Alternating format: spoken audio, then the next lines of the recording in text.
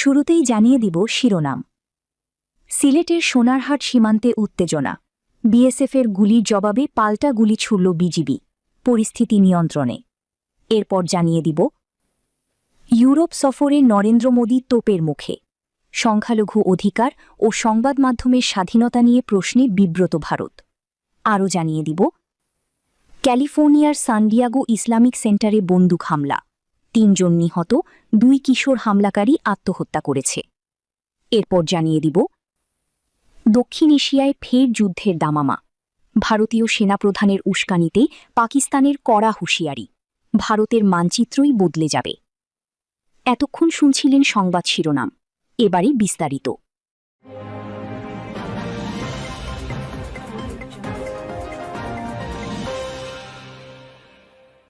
সিলেট সীমান্তে ফের উত্তেজনা, ভারতীয় সীমান্তরক্ষী বাহিনী বিএসএফের গুলিবর্ষণের জবাবে পাল্টা গুলি ছুড়েছে বাংলাদেশের বর্ডার গার্ড বিজিবি।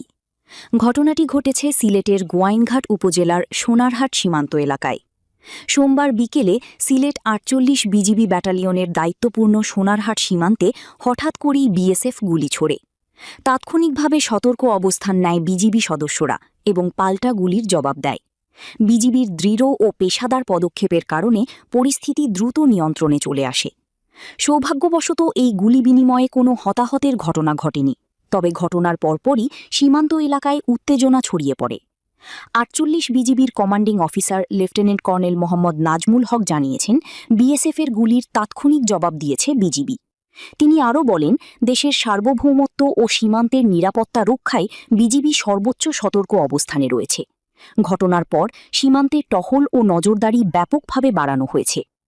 বিজিবি স্পষ্ট করে জানিয়েছে, সীমান্তের যে কোনো ধরনের উস্কানিমূলক বা অনাকাঙ্ক্ষিত ঘটনার বিরুদ্ধে তারা কঠোর অবস্থান নেবে। একই সাথে স্থানীয় জনপ্রতিনিধি ও সীমান্তবর্তী এলাকার জনসাধারণকে অবৈধভাবে সীমান্ত অতিক্রম, চোরাচালান বা অনুমোদনবিহীন কোনো কাজ থেকে বিরত থাকার জন্য সতর্ক বার্তা দিয়েছে বিজিবি। বর্তমানে সীমান্ত এলাকায় পরিস্থিতি শান্ত ও স্থিতিশীল রয়েছে বলে জানানো হয়েছে। এদিকে ঘটনাটি ঘটেছে এমন এক সময়ে যখন পশ্চিমবঙ্গে বিজেপি সরকার সীমান্তে কাঁটাতারের বেড়া সম্পূর্ণ করতে তৎপর হয়ে উঠেছে। মুখ্যমন্ত্রী শুভেন্দু অধিকারী সহ বিজেপি নেতারা বারবার বাংলাদেশ সীমান্তে অনুপ্রবেশ ও চোরাচালান রোধে কঠোর ব্যবস্থা নেওয়ার কথা বলছেন। নির্বাচনের পর প্রথম ক্যাবিনেট বৈঠকে বিএসএফকে ৪৫ দিনের মধ্যে জমি হস্তান্তরের সিদ্ধান্ত নেওয়া হয়েছে, যেসব এলাকায় এখনও কাঁটাতারের বেড়া নেই। এ নিয়ে পশ্চিমবঙ্গে জমি অধিগ্রহণের কাজও দ্রুত এগিয়ে চলছে। দীর্ঘদিন ধরে ভারত বাংলাদেশ সীমান্তে ছোট বড় নানা ঘটনা ঘটে আসছে, তবে বিজিবির এই দৃঢ় ও পেশাদার অবস্থান দেশবাসীর মনে আস্থা তৈরি করেছে। সীমান্তের শান্তি ও স্থিতিশীলতা বজায় রাখতে দুদেশের সীমান্তরক্ষী বাহিনীর মধ্যে সমন্বয় ও সংলাপ অত্যন্ত জরুরি।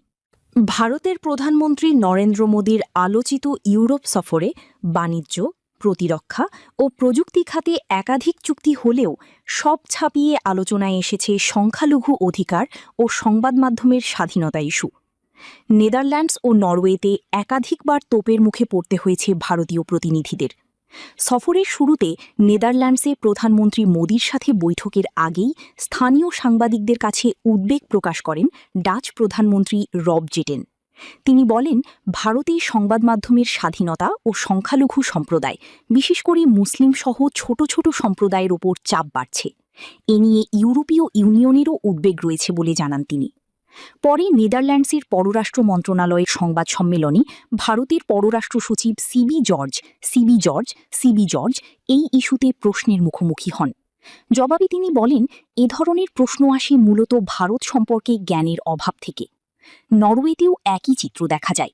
সংবাদ সম্মেলনে প্রধানমন্ত্রী মোদী সাংবাদিকদের প্রশ্নের সুযোগ না দিয়ে মঞ্চ ত্যাগ করলে সমালোচনা শুরু হয়। পরে মানবাধিকার ও সংবাদ মাধ্যমের স্বাধীনতা নিয়ে প্রশ্নের মুখোমুখি হন ভারতীয় কর্মকর্তারা।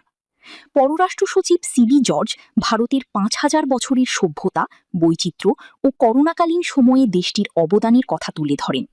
তিনি বলেন, ভারত একটি সভ্য দেশ, যার কাছে বিশ্বকে দেওয়ার মতো অনেক কিছু আছে। যখন সারা বিশ্ব কোভিডে ভুগছিল, তখন আমরা গুহায় লুকিয়েছিলাম না, সাহায্যের হাত বাড়িয়ে দিয়েছি। আন্তর্জাতিক সমালোচনাকে তিনি কিছু অজ্ঞ এনজিওর কাজ বলেও উড়িয়ে দেন। এক পর্যায়ে মানবাধিকার ইস্যুতে প্রশ্ন এড়িয়ে যাওয়ার অভিযোগ তুলে ক্ষুব্ধ এক নরওয়েজিয়ান সাংবাদিক সংবাদ সম্মেলন ত্যাগ করেন। নরওয়ে বিশ্ব প্রেস ফ্রিডম ইন্ডেক্সে প্রথম স্থানে থাকলেও ভারতের অবস্থান ১৫৭তম বলে উল্লেখ করেন সাংবাদিকরা। এদিকে সফরে নেদারল্যান্ডসের সাথে সেমিকন্ডাক্টর, বাণিজ্য, প্রতিরক্ষাসহ মোট ১৭টি চুক্তি স্বাক্ষরিত হয়েছে। তবে রাজনৈতিক ও মানবাধিকার ইস্যু সব আলোচনা ছাপিয়ে গেছে। ভারত সরকার বারবার বলছে দেশটি একটি প্রাণবন্ত গণতন্ত্র এবং সকল নাগরিকের অধিকার সংবিধান সুরক্ষিত। অন্যদিকে আন্তর্জাতিক মহলে সংখ্যালঘু অধিকার ও প্রেস ফ্রিডম নিয়ে বিতর্ক অব্যাহত রয়েছে। এই সফর কূটনৈতিকভাবে ভারতের জন্য কতটা সফল হবে তা সময়ই বলে দেবে। যুক্তরাষ্ট্রের ক্যালিফোর্নিয়ায় একটি ইসলামিক সেন্টারে ভয়াবহ বন্দুক হামলায় ৩ জন নিহত হয়েছেন। ২ কিশোর হামলাকারী পরে আত্মহত্যা করেছে বলে জানিয়েছে পুলিশ। ঘটনাটিকে ধর্মীয় বিদ্বেষমূলক হেট ক্রাইম হিসেবে তদন্ত করা হচ্ছে। সোমবার সকাল ১১:৪০ দিকে স্যান্ডিয়াগোর ইসলামিক সেন্টার অফ স্যান্ডিয়াগোতেই গুলির শব্দ শোনা যায়। এই সেন্টারের একই প্রাঙ্গণে একটি মসজিদ এবং একটি স্কুল পরিচালিত হয়। হামলাকারীরা মূলত স্কুল অংশ লক্ষ্য করে এলোপাতাড়ি গুলি চালায়। তাদের গুলিতে নিহত ৩ জনের মধ্যে একজন নিরাপত্তারক্ষীও রয়েছেন। নিরাপত্তারক্ষী হিরোইকভাবে অন্যদের বাঁচাতে সাহায্য করেছিলেন বলে জানিয়েছেন পুলিশ কর্মকর্তারা। ঘটনার পরপরই পুলিশ ঘটনাস্থলে পৌঁছায়। সেন্টার থেকে কয়েক ব্লক দূরে একটি গাড়ির ভিতরে ২ কিশোর হামলাকারীর মরদেহ উদ্ধার করা হয়। পুলিশের ধারণা তারা আত্মহত্যা করেছে। মরদেহের কাছ থেকে জাতিগত শ্রেষ্ঠত্ব ও ইসলাম বিরোধী লেখা সম্বলিত সুইসাইড নোট পাওয়া গেছে। হামলাকারীদের একজনের নাম কেইন ক্লার্ক, ১৭ বছর। সে ২০২৪ থেকে ২০২৫ সাল পর্যন্ত ম্যারিসন হাই স্কুলের রেসলিং দলের সদস্য ছিল। অপরজনের বয়স ১৮ বছর।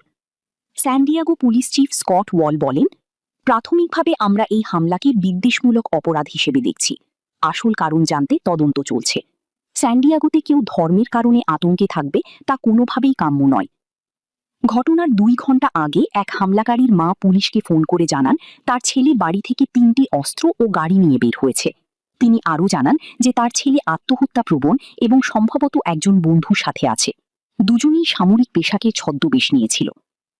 এই হামলা ঘটেছে এমন এক সময় যখন যুক্তরাষ্ট্রের মুসলিম সম্প্রদায় ঈদুল আজহার প্রস্তুতি নিচ্ছিল। ইমাম তাহা হাসান সহ অনেকে এই ঘটনাকে অত্যন্ত নিন্দনীয় বলে অভিহিত করেছেন।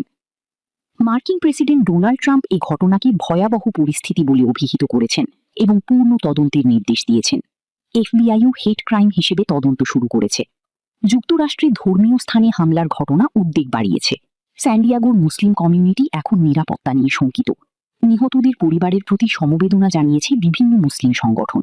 দক্ষিণ এশিয়ার ভূরাজনীতিতে আবারও উত্তেজনার পারদ চড়ছে।